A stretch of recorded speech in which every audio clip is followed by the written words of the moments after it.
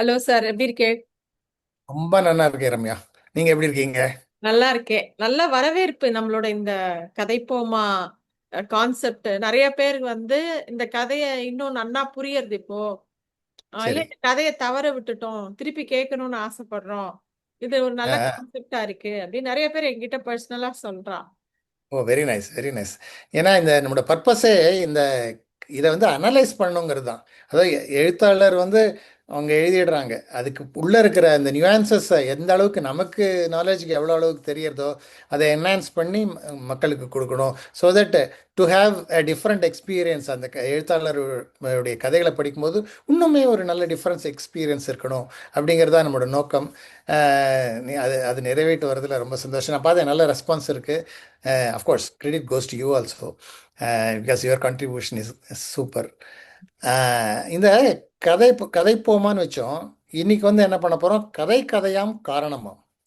அப்படி தானே சொல்லுவோம் நம்ம, குழந்தைகள்லாம் இருக்கும்போது சொல்லுவா இல்லையா, கதை கதையாம் காரணமா அப்படின்னு. இது வந்து கதை கதையாம் காரணமாங்கிறது இன்னியோட கதையோட தலைப்பு. ஆ. யார் யார் எழுதியிருக்கான்னாக்க, நம்மளுடைய அவருடைய ஃபேவரட் பாலா என்கிற பாலகுமாரன் அவர்கள். ஸோ பாலா அவங்களுடைய கதை எத்தனையோ சிறப்பான சிறுகதைகள் இருக்கு. அஃப்கோர்ஸ் நாவல் பற்றி சொல்ல வேண்டிய அவசியமே இல்லை. இருந்தாலும் இந்த கதை வந்து 13 வயசு பெண்ணுக்கு அவர் சொல்றார். இந்த கதை 13 வயசு பெண்ணுக்கு ரொம்ப ஜாஸ்தி. ஆனால் அவர் எப்படி சொல்றார் அப்படிங்கிறத நீங்க வந்து கதை சுருக்கமாக நம்ம நேயர்களுக்கு சொல்ல போறீங்க நீங்க. இந்த கதை எனக்கு பாலகுமாரன்னாலே ரொம்ப பிடிக்கும். அவரோட எல்லா நாவல்களும் வா வந்து ஒண்ணு விடாம வாசிச்சிருக்கேன் நானு.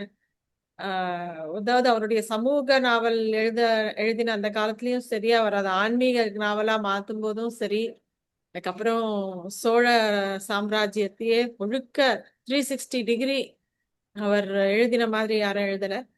ரொம்ப அதாவது ஒரு ஒரு கதாபாத்திரம் அவர் இன்ட்ரடியூஸ் பண்றதாகட்டும், ஒரு ஒரு ஆடியன்ஸ் என்ன எதிர்பார்ப்பாளோ, அத அடுத்த அடுத்த டயலாக்ல நம்ம நினைக்கிறத அந்த கேரக்டர் பேசும். அதுதான் பாலாவோட சிறப்பு. இந்த கதை புரியுது. வந்து எனக்கு முதல்ல இந்த கதை அவர் வந்து சாதாரணமா அவருடைய பெண்ணை கூட்டிட்டு ஒரு பார்க்குக்கு போகும்போது அந்த குழந்தை வந்து ஒரு சின்ன செடியை தொட்டு பார்க்கறது. அது வந்து அந்த செடி வந்து தானே சுருங்கிக்கிறது. தொட்டாச்சினிங்கி செடி. சரி. அத வந்து அவ அப்பாட்ட ஆச்சரியமா சொல்றது. அதுக்கு என்னப்பா ஏன்பா அது இப்படி சுருங்கிக்கிறது? அப்படின்ன உடனே அப்பதான் இவருக்கு ஒரு ஸ்பார்க் வருது. ஏன் அந்த செடி சுருங்கணும்? அது அதுக்கு அது அவமானம். அதனால அது சுருங்குறது. அவமானப்பட்டா சுருங்குவா அப்படின்னு சொல்லி ஆரம்பிக்கிறாரு. சரி இப்படிதான் கதை போகுமோன்னு நம்ம பார்த்தா, டக்குன்னு இப்படித்தான் அகலிகையோட கதை தெரியுமா உனக்கு? அப்படின்னு அந்த குழந்தை சொல்லுது. நான்லாம் நெறைய டிராமா பார்த்திருக்கேன். கல்லு ஒண்ணு இருக்கும். ராமர் கால் வைப்பார். அது லேடியா மாறும். இதான திடீர்னு சேப்பு லைட்லாம் வரும் அப்படின்னு அந்த பொண்ணு சொல்லும். ஆமா. அதே மாதிரி தான் ராமர் வந்தார். அகலிகையோட சாப விமோசனம் அந்த பெண்மணிய பார்த்த உடனே அவருக்கு கொஞ்சம் பயமா இருந்தது. இந்த வயதான பெண்மணிய வந்து நம்ம கால் பட்டு அவ சாப விமோசனம் ஆனத விஸ்வாமித்திரர் இந்த கதைய சொல்றார். அப்போ வந்து கௌதம மகரிஷியும் அங்க வரார். வந்த உடனே அவ 2 பேரும் சேர்ந்து போறா. அப்ப விஸ்வாமித்திரர் சொல்றார், "இதுதான் அன்பு. அன்னைக்கு ஏதோ ஒரு தவறு நடந்து போச்சு. இவரும் சாபத்த குடுத்துட்டார். ஆனா இவ்ளோ காலம் கௌதம மகரிஷி இவளுக்காக காத்துட்டு இருந்தார். இவ 2 பேரும் எவ்ளோ அந்யோன்யமா போறா பாரு. இதுதான் ராமா ஒரு நல்ல அன்பு அப்படின்னு நல்ல காதல் அப்படிலாம் சொல்லிட்டு இருக்காரு." ம். அப்போ ராமர் வந்து அப்படியான்னு கேட்டுட்டே அவ போறதையே பார்த்துட்டு இருக்கார். ராமரால ஒண்ணும் ஒரு முடிவுக்கு வர முடியல. இவர் சொன்ன கதைய வச்சு எ எத பத்தியுமே ஒரு முடிவுக்கு வர முடியாத ஒரு குழப்ப நிலையில ராமர் இப்படி பார்த்துட்டே இருக்கிற அந்த சாட்சியா பார்த்துட்டு இருக்காரு. அப்போ டக்குன்னு எழுந்துக்கும்போது அவரோட கால ஒரு செடி, ஒரு புல் வந்து பிடிச்சு இழுக்கறது. என்னதுன்னு சட்டுன்னு ஒரு மாரி தடுமாறிர்றார். அவர் வந்து என்னன்னு பார்க்கிறார். பார்த்த உடனே அந்த செடி சத்தம் போடுறது. அந்த கூப்பிட அந்த கௌதம மகரிஷிய. அவ தான் சாபம் விட்டு அந்த பாறைக்கு உள்ள மாட்டிண்டு பாறையா ஆனானா, அந்த பாறைக்குள்ள மாட்டின்ட நான் நான் ஒரு புல்லு. நான் ஏன் இத்தன கோடி வருஷமா நான் இருக்கணும் இப்படி? எத்தனையோ என் கூட பிறந்த புல்லு எல்லாமே மரமாயி பெருசாயிடுத்து. எத்தன மரம் பெருசாயிடுத்து. எத்தன தலைமுறைய பார்த்துடுத்து. நான் மட்டும் இப்படி புல்லா உள்ள சிக்கின்ட்டேன். நான் என்ன தப்பு பண்ணினேன்? கூப்பிடு அந்த கரெக்ட். அப்படின்னு அந்த புல்லு பேசுறது. அவ்வளவு நேரம் சும்மா இருந்த ராமர், சட்டுன்னு அந்த புல்லு இப்படி எல்லாம் கேள்வி கேட்ட உடனே என்ன அன்னைக்கு நடந்தது? விஸ்வாமித்திரர் மேன்போக்கா ஒரு விஷயத்த சொல்லி விட்டுறாரே தவிர, ராமர் அந்த புல்லு கிட்ட கேக்குறார், என்ன அன்னைக்கு ஆக்சுவலா நடந்தது சொல்லு அப்படின்ன உடனே அவர் சொல்றா, இந்த மாதிரி இந்திரனுக்கு ரொம்ப நாளா இவ மேல ஆசை, அகலிகை மேல. அன்னைக்கு பார்த்து விடிக்காலம்புற விடியறதுக்கு முன்னாடியே அவன் நடுராத்திரி நடுஜாமத்துல வந்து கோழி கூவுற மாதிரி கூவினான். கௌதம மகரிஷி விடிஞ்சிருத்துன்னு நினைச்சு வெளியில தன்னுடைய காலை சம்ஸ்காரத்துக்காக வெளியில ஆத்தங்கரையை நோக்கி போயிட்டார். அப்போ இந்திரன் வந்து கௌதம மகரிஷியா தன்னை மாறுவேடம் விட்டுண்டு அவளை போய் கைய பிடிச்சு அணைச்சுக்கிறான். அப்ப அவ இந்த என்ன கால வேலையில ரெண்டு விஷயம் அவளுக்கு உறுத்துறது. கௌதம மகரிஷி எதுக்கு கால வேலையில நம்ம புருஷன் இந்த மாதிரி பிஹேவ் பண்றான்னு அவ யோசிக்கிறதுக்குள்ள கௌதம மகரிஷி வந்துடுறார். வந்த உடனே வந்து தப்பிச்சு ஓடுறான். அப்பதான் அவர் சாபத்தை, இது உனக்கு என்ன, உன்னோட கணவனா வேற யாரான்னு தெரியாதா, கல்லு மாதிரி இருக்கியா நீ அப்படின்னு அவர் சபிச்சிடுறது. இதுதான் விஷயம். அப்போ ராமர் கேட்கிற, உனக்கு இந்திரன் வந்தான்னு தெரியும், நீ சத்தம் போட்டு கூவியிருக்க வேண்டாமா? சரி, உண்மைதானே? இந்திரன் வந்த உடனே நீ கூவி இருந்தானா கௌதம் மகரிஷி உஷாராயிருப்பாரு. அப்படி இல்ல. சரி, கௌதம மகரிஷி போயிட்டார். இந்திரன் வந்ததுக்கு அப்புறம் அவன் மாறு வேடம் விட்டுண்டு இவளை அணைக்க வரும்போது நீ ஒரு சத்தம் போட்டிருக்க வேண்டாமா? அகலிகையும் உஷாராயிருப்பால. அதுவும் நீ பண்ணல. ஆஹா, ஓ மனசுக்குள்ள என்னதான் நடக்குதுன்னு பாப்போமே. இந்திரன் தான் வந்திருக்கான், இவளை அபகரிக்கிறதுக்கு தான் வந்திருக்கான், உனக்கு தெரியும். இருந்தாலும் என்ன நடக்கிறதுன்னு இன்னொரு வீட்டு வம்ப அலைஞ்சிட்டு பாத்திருக்க நீ. அதனாலதான் நீ மாட்டின்னு இருக்க இத்தனை புரியுது. வருஷமா ம். அப்படிங்கிற மாதிரி அவர் அந்த விஷயத்த சொல்வார். அந்த புல்லு வந்து அப்பதான் வந்து இப்படி இருக்கும், அவமானப்பட்டு சுருங்கிக்கும். அதுல இருந்து அந்த தொட்டாச்சி நீங்கி யாராவது பார்த்தா ராமரோ அப்படின்னு சுணுங்கிக்கிறமா. அப்போ வெட்கப்படுறது. வெக்கப்படுறது. அப்போ இவர் இந்த கதையை வந்து தன்னுடைய மகளுக்கு இதை சொல்வார். தன்னோட மகளுக்கு இது ஒரு ரொம்ப அதிகப்படியான கதையோ அப்படின்னு அவருக்கு தோன்றுது. அந்த குழந்தை திருப்பி சரி இது இப்ப தொட்டு பார்க்கவான்னு சொல்லி கிட்ட போறது. அப்புறம் வேணாம்ப்பா, அதை திருப்பி திருப்பி அவமானப்படுத்தி கஷ்டப்படுத்த வேண்டாம் அப்படின்னு அந்த பொன் குழந்தை சொல்லிட்டு அந்த இடத்த விட்டு நகர்ந்துடுறது. சோ பெண்ணுக்கு இன்னும் நிறைய விஷயத்த சந்தேகத்துக்கு உண்டான பக்குவம் வரப்போறதுங்கிறதுல அவர் ரொம்ப தெளிவாரு. இதோட இந்த கதை முடிஞ்சிருது. ஓ, ஆன சரி கதை. சரி சரி சரி சரி. ஆஹ், நான் இந்த கதை படித்தேன். எவ்வளோ ஒரு, அதாவது இந்த கதையோட ஆரம்பத்திலேயே 13 வயது குழந்தையை பற்றி சொல்லும் பொழுது உலகத்தில் நடக்கிற அத்தனை விஷயங்களுக்கும் அர்த்தம் கேட்கும் ஞானம் வந்திருக்கிறது அந்த குழந்தைக்கு அப்படி சொல்லுவார். ஏன்னா கியூரியாசிட்டியில் எல்லாம் நிறைய கேட்கும் இல்லையா? ஸோ ஆமா. அந்த அந்த கியூரியாசிட்டியில் கேட்குறது. அதே மாதிரி இந்த ஒரு தொட்டார் சினிங்கிய செடியை வச்சு ஒரு கதை அவருக்கு, அதாவது இந்த இந்த கதையை ஒரு ஃப்ரேம் பண்ணுற அந்த பேரழகு பாலாக்கு வந்து எப்படி கைவசம் வந்திருக்கும் அப்படின்னாக்க, ஓ நம்மளும் எத்தனையோ தடவை தொட்டார் சினிங்கி செடியை பார்த்துருக்கோம், இப்படியெல்லாம் நமக்கு தோணியிருக்கான்னா நிச்சயமாக தோணல. கரெக்ட். அண்டு அதுக்கான அந்த ஃப்ரேம், அந்த அடித்தளமெல்லாம் அழகாக வச்சுருக்காரு. அதை அந்த போகிற போக்கில் அவர் எழுதுவார் தெரியுமா, நிறைய வார்த்தைகள் அப்படி கொட்டும் அவருக்கு அறிவு மாதிரி. காதல் பேசுவதில்லை, உணர்த்தும். அன்பு அரற்றாது ஆழ்த்தும். இதெல்லாம் அவர் போகிற போக்கில் எழுதி போகிற விஷயங்கள்.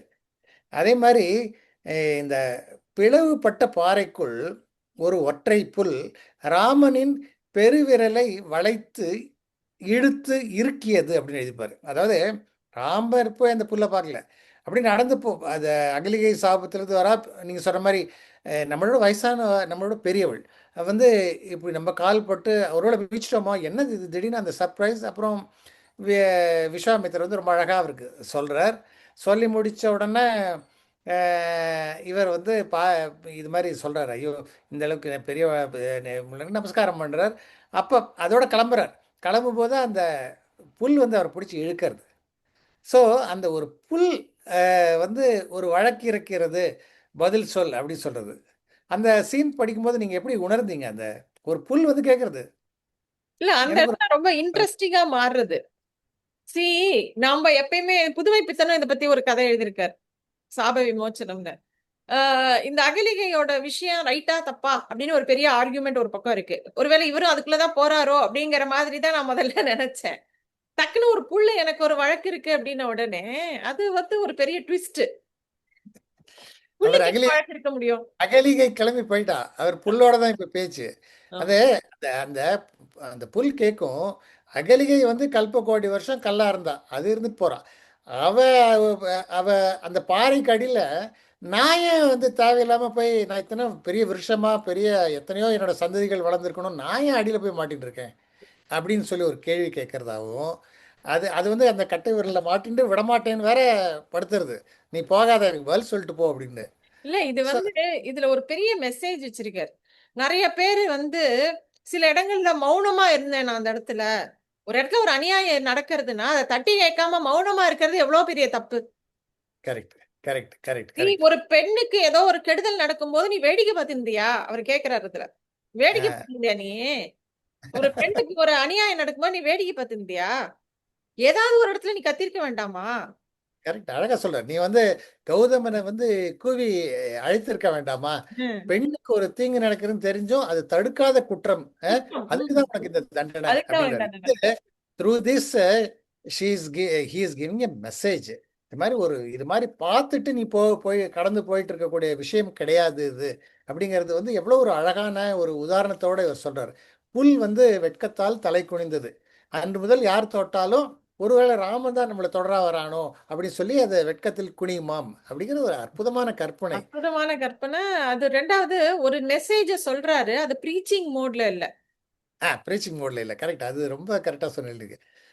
போகிற போக்கில் அழகாக சொல்லி கொண்டு போகிறார். அப்புறம் சொல்றாரு, அந்த அந்த நீங்கள் முடிச்சது அழகாக முடிச்சீர்கள். அஹ், பாவம்ப்பா, இனி இந்த புல்லை தொட்டு கஷ்டப்படுத்த வேண்டாம்னு அந்த பொண்ணு சொல்ற மாதிரி இருக்கு. ஸோ அந்த பெண் அந்த சின்ன பெண் ஹஸ் காட் திஸ் மெசேஜ் அப்படிங்கிறது ஒரு ஒரு தகப்பனார் ஒரு பெண்ணுக்கு எந்த எந்த அளவுக்கு இதை அழகாக சொல்லி கொடுக்க முடியும். அது கரெக்ட். வந்து பாலாவே ஒரு தகப்பனா இருந்து படிக்கிற அந்த பெண் குழந்தைகளுக்கு சொல்லித்தர மாதிரி எனக்கு ஒரு தோணுது அது. நீங்க என்ன சொல்றீங்க? நல்லது. ஆமா, ஆமா, ஆமா. பாலா அவருடைய ரைட்டிங்லயே எப்பயுமே பெண்களுக்கு ஒரு நல்ல சாஃப்ட் கார்னர் இருக்கும் அவர் இதுல. இதுல வந்து அகலிகைக்காக அவர் பேசுறார். அது அகலிகைக்காக மட்டும் இல்ல. அந்த சிச்சுவேஷனே நடக்காம இருக்கிறதுக்கும் நீ தடுத்திருக்கலாம்ல ஒரு புல்லா இருந்து. ஒரு ஆமா, புல்ல ஆமா. நீ இல்லாம அந்த சிச்சுவேஷனை ரைஸ் ஆகாம நீ தடுத்திருக்கலாம்ல. அப்படி கரெக்ட், எப்படி கரெக்ட், நீ தவற விட்ட? உனக்கு தான் இந்த தண்டனை ஆக்சுவலா. Correct, correct, correct, correct. அப்படிங்கிற மாதிரி ரொம்ப ரொம்ப யோசிக்க வச்ச ஒரு ரொம்ப அருமையான ஒரு கதை இது. அண்ட் கதை. Bala hats off to him. எப்பயும் போல அவர் வந்து இந்த கதையிலயுமே வந்து நம்மள அவர் கதைகளை படிச்சுட்டு ரொம்ப நாள் நம்ம அதை பத்தியே யோசிச்சுட்டு இருப்போம். அந்த மாதிரி இந்த கதையுமே இத பத்தி யோசிச்சுட்டே இருந்தேன். நான் இந்த கதையை படிச்சுட்டு நம்ம சொல்லலாங்கும் போது கூட இத பத்தின ஒரு யோசனை ஒரு பக்கம். ஆமால, கரெக்ட் தானே. அப்ப இப்ப நம்ம எத்தனை விஷயத்த கண்ண திறந்துட்டு பார்த்துட்டு இருக்கோம். நம்ம முன்னாடி நடக்கிறது. நம்மளால எத்தனை விஷயத்துக்கு நம்ம கேள்வி கேட்டிருக்கோம் அப்படின்னு நம்மளே நம்ம கொஸ்டின் பண்ணிக்கிற மாதிரி இருக்கு. இல்ல, நம்ம ஒரு சிறுகதை எழுத்தாளர்கள் கூட இந்த கதை ஒரு ஒரு பாடம் மாதிரி. வெறும் ஒரு புல்லை வச்சு ஒரு கதை எழுத முடியுமா? எழுதியிருக்கார் பாலா. அதுவும் சாதாரண கதை இல்லை, மிகச்சிறப்பான கதை. நம்ம என்ன பண்ணுவோம், அடுத்த எபிசோட்ல இன்னொரு கதையோட நம்ம நேயர்களை சந்திப்போம். நன்றி. தேங்க்யூ. தேங்க்யூ.